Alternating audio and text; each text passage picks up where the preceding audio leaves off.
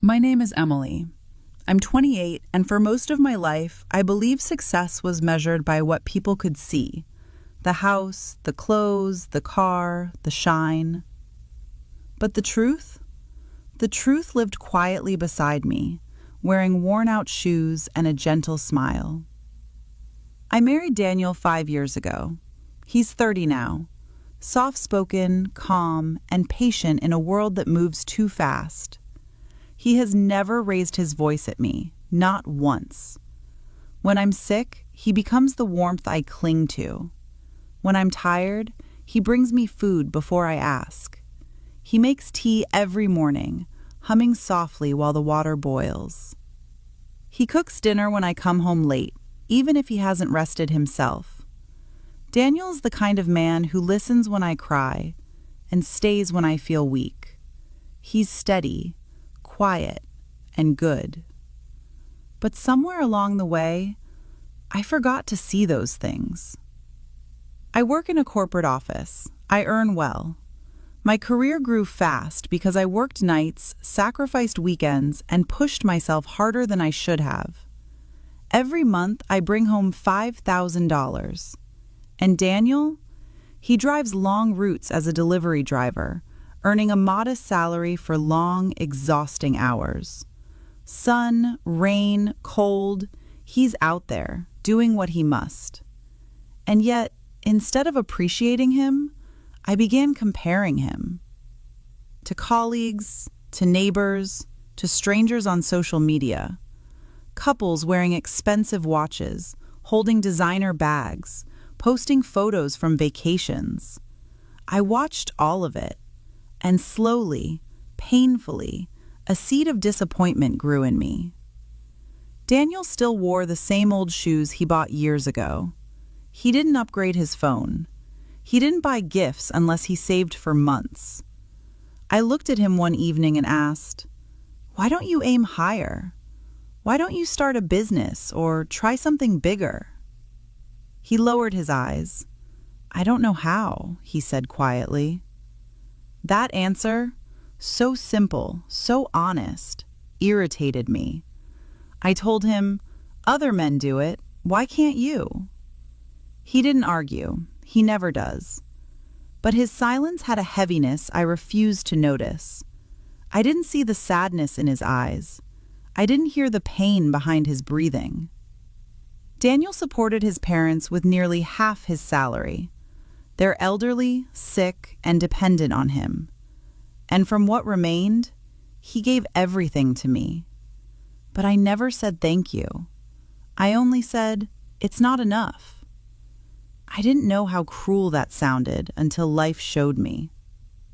One evening, Daniel came home later than usual.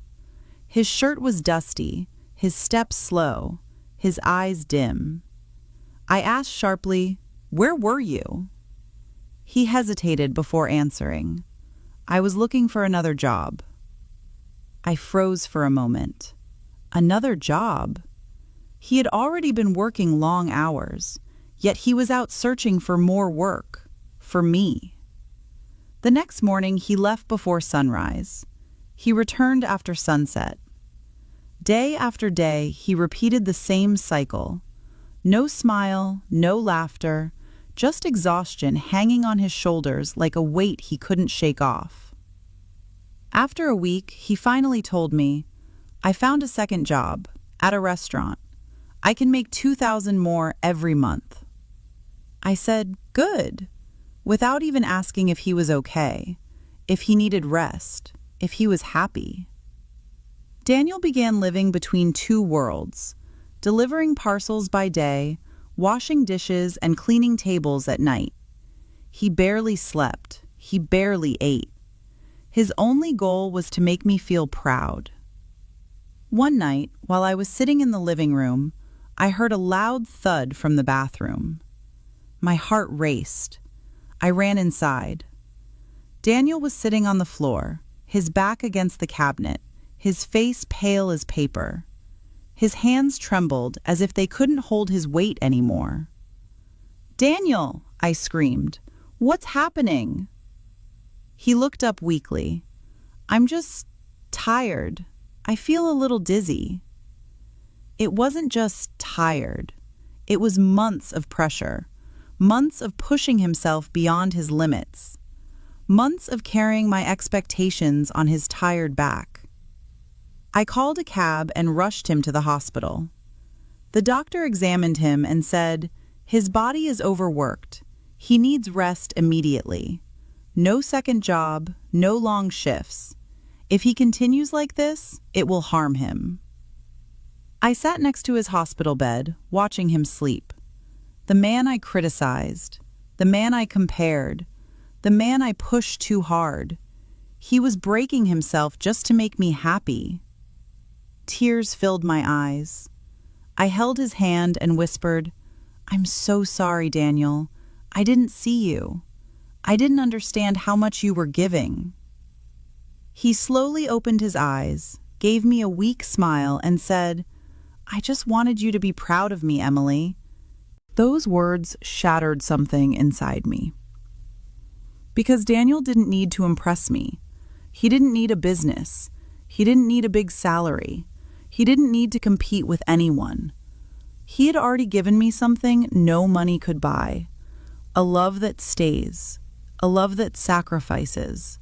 A love that speaks softly but holds deeply. Since that day, I stopped comparing him to the world. I stopped asking for more. I started seeing the man who stood beside me all along. Daniel is not perfect, but he is mine. My quiet strength, my gentle place to fall, my reminder that true love doesn't perform, it endures. If this story touched your heart, remember to like, share, and subscribe, because sometimes love whispers louder than anything money can buy.